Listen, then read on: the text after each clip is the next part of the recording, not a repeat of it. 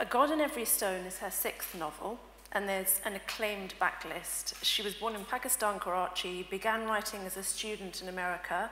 In fact, she finished her first novel when she was on an MFA program there.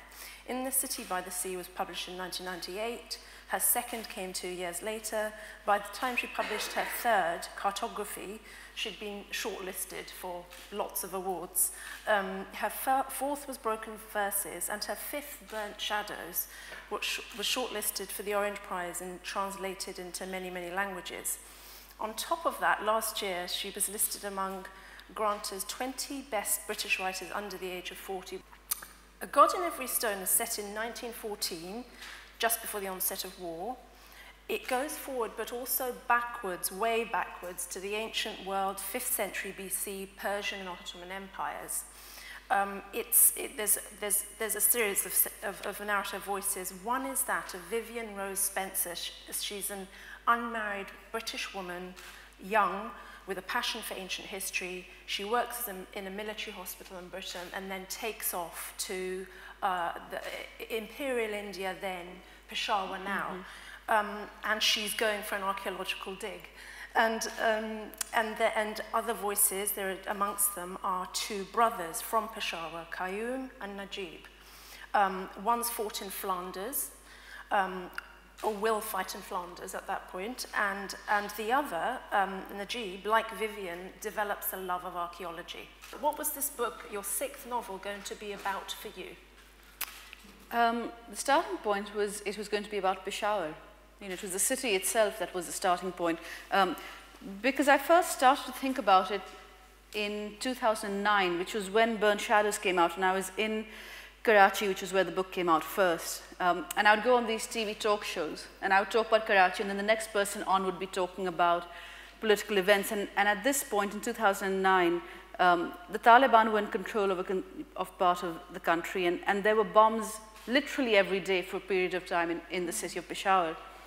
And at some point, you know, one of the TV anchors turned to me and said, here we're talking about your book about the bombing of Nagasaki in 1945, and, you know, but bombs are going off every day in Peshawar. And it occurred to me that I knew, because of my research for Burnt Shadows, I knew a lot more about Nagasaki than I did about Peshawar. And it's one of the strange things, Omar can speak to this as well. You can grow up in Karachi, and Lahore is part of your imagination, and Islamabad is, but Peshawar, it's almost as though it's not quite in Pakistan. It seems to be its own territory with its own particular rules, doesn't it? Well, it's in that way that there's been this mythology about it always. I mean, Kipling, if you read the way Kipling writes about it, as the frontier town, as, you know, this wild place, it's, you know, and that sort of continued. And it just seemed a little shocking to me that I knew so little about it. And so it was really sort of a kind of curiosity that led me to researching it. And I am fascinated by ancient history, and Peshawar is South Asia's oldest living city. We don't know how old. The excavations they've done show that it's been continually inhabited for at least 2,500 years. They've gone down to sort of 6th century BC. They've run out of funding, so they don't know how much deeper it goes. But the Persian empires were there, Alexander the Greek, the Indo-Greeks, the Kushan Empire, it was the great Buddhist center, the Mughal, I mean, everyone. And so there are these, so what it started me was excavating layers of history in this city within a country which is very bad at talking about history. So this is just the first page, so it's 515 BC. Fig leaves and fruit twirl in Skylax's hands. As he turns the silver circlet round and round, animating the engravings, he imagines flexing his wrist and watching the headpiece skim down the sloping desert of the mountain, across the jeweled valley of streams and fields and fruit, to land splash in the muddied tributary along which it races towards the crocodile-filled Indus. Beside the distant riverbank, his ship is a brown smear. His crew think him mad to have spent all night on the mountain, but why explain to them, if they don't already understand, the wonder of waking with the sun and in the clear morning air, looking upon the rushing course of the Indus, which is laid out before him like an offering. He places the circlet on his head, runs his rough sailor's hands over the delicate figs embossed on it, in honor of his homeland of Karaya, where men are barbarians, but the fruit is sweet.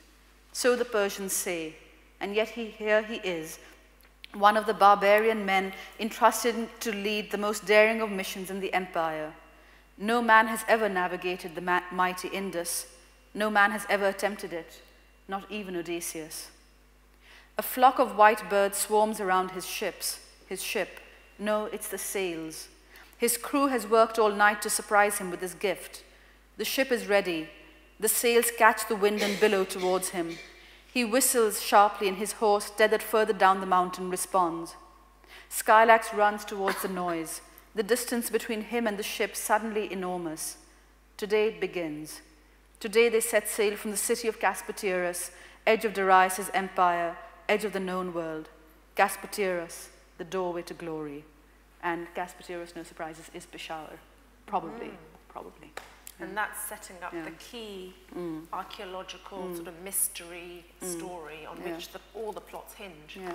I want to just draw our minds to, draw your attention to Vivian, this central character who's interesting as a protagonist, because on the one hand she's another imperialist arriving in India, all fresh-faced, and she's another symbol of empire in Peshawar. But she's also, I mean, she's benevolent, but she's still those things. But she's also, well, if you can have a benevolent imperialist, which exactly, she's the nicest face of imperialism you can get. Yeah. But she's this radical as well, and she's a firebrand. She's young, unmarried, independent. She's taken off. She's defying convention, and she's doing this thing in 1914, isn't she? 15. Which wasn't common for women. So I found her an interesting, creation. I believe she's based partly on a real woman adventurer called Rosita Forbes. Will you tell us a bit about coming across Rosita Forbes and instantly, or maybe not instantly, thinking, this woman's ripe for my fiction? In my reading of Peshawar, I came across the writings of a woman called Rosita Forbes, who's not very well known now, but was in her time, and was a traveler, and in the 20s and 30s, traveled, it seemed to be everywhere. I mean, many, many countries, and wrote about them, and is a very evocative writer, and was tremendously well known. I mean, he's published over a dozen travel books and a number of novels and all that. She had an unfortunate characteristic, which was, well, she had a fortunate characteristic towards other women, which was that she was really interested in independent women, or women everywhere she went. She has a book called Women Are Wild, which is about women she encounters throughout the world who are defying convention, who are leading independent lives. And they all have very different politics to each other, and often from her, but she's not that interested. What she's interested in is this defiance of convention. So that was all very well with the women. What interested her in men was power, which led in the 30s to, one might say, a rather unfortunate blinkered view of men such as Hitler and Mussolini. And she tells us things like, by the time I met Hitler, I'm sure he'd forgotten many of the things he'd written in Mein Kampf, and he didn't really mean them. This is sort of 1934. And so, of course, her reputation, by the time the war breaks out, just sort of plummets, and she sort of goes off in a huff. That's maybe why we've forgotten her. That is why we've forgotten her. I mean, she does. But what interested me, before I knew all this unfortunate side, there's a book called From Kabul to Kandahar, which, although it's called From Kabul to Kandahar, actually starts in British India. And she's in Peshawar, and there are about 6 pages of description of Peshawar, which are really interesting to me. And one of them is an encounter she has with a woman in a burqa, where they both stop and turn towards each other. And in contrast to most contemporary people who will see a woman in a burqa and just say, oh, oppressed, terrible, blah, blah, blah, you have Rosita Forbes looking at her and thinking, I wonder whether it amused her to be a secret in the public world of Peshawar. I wonder if she looked at me with disdain for the freedoms she had no interest in. And there's a sort of thoughtfulness in what, I'm not assuming that what I want is what she wants, but I'm not assuming she's completely other. There is a kind of, what is going on there? And these 2 women just stopping and turning and looking at each other. And I thought, I need a woman. There's a historical account in this book, in I would say the last quarter, that's really significant. It was it resonated with me, it was very moving. And this historical bit is a non-violent pacifist movement against British rule, and it's not Gandhi's movement. It was led by a Pashtun activist called Abdul Ghaffar Khan, who became known as the Frontier Gandhi, apparently. He's not someone I knew about. I know a fair bit about Pakistani history, Indian history, and also I found it ironic because now our stereotype of the Pashtun people is that they're a warrior people, they're a warrior sort of region, and so on those two levels I found this piece of history quite surprising.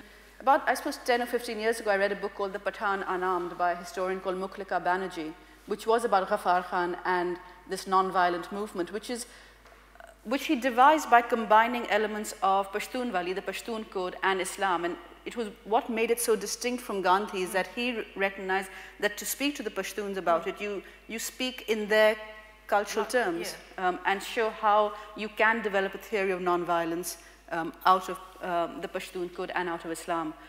And was in the 30s certainly a very, very potent political force and allied to Gandhi and to the Congress, and continues to be in many parts revered. In fact, when Malala Yousafzai stood up and addressed the UN, she said the three heroes she named were Mother Teresa, Nelson Mandela, and Khan Abdul Ghaffar Khan. So, you know, I mean, he's out there. He's very, I mean, for the Pashtuns, he is a very big figure and continues to be. Yeah.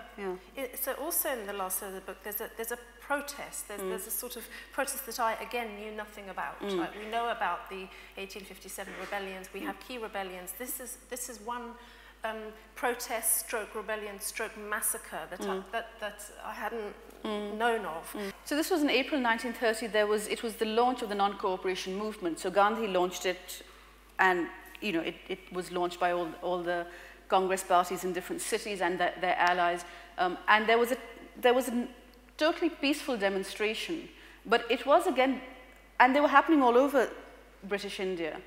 But because this time it was in Peshawar and it involved the Pashtun, the British couldn't believe that they wouldn't turn violent, because so deep was this notion that it's the Pashtuns, they're going to take up arms. And there was a very young officer, and it happened in what was, I mean, now the walls have gone, but what was then the walled city. At the end of the wonderfully named Qissa Khwani, the street of storytellers, there was a police station, and this was all happening outside. And a very young officer new to Peshawar saw these hundreds of Peshawari men gathering and shouting slogans of independence, and turned and ran back into the, or rode back or whatever he did, back into the cantonment area and said, "There's big trouble, I think I saw weapons." And the British basically drove in armored vehicles and drove over some men. And then there was a standoff and there were bullets, and I mean, you know, it was really horrible. And then there was a cover-up. And this is the wonderful thing about writing a book about the colonial period is, you know, the one thing the colonials were really good at was keeping records, and they're all in the British Library. And so I was able to go back and look at the primary sources, which were hundreds and hundreds of pages, thousands of pages of eyewitness testimony. And the British did their own official inquiry, and then the Congress Party and their allies did their own inquiry. So you have both sides. But there was something that came up, which I don't want to give away because it's very near the end, but something involved with the cover-up, which in the eyewitness reports was mentioned, but even the Congress Party in its official report of this is what we think happened, didn't mention this cover-up. So I thought it must have not really happened, you know, eyewitnesses, you know, make up stuff. But then I went back into the original records, stuff that's been declassified, of the English governors and people involved writing to each other, and discovered it did happen. And I hadn't read it in any of the histories, and I spoke to this historian, Muklika Banerjee, and I said, "Do you know of this?" And she said, "I haven't read it anywhere," because no one, it was sort of that kind of thing which you need to be looking for that particular detail in order to find it, because there are tens of thousands of pages. And it's only because I was specifically looking for it, due to a couple of eyewitness reports, that I found this detail of a cover-up.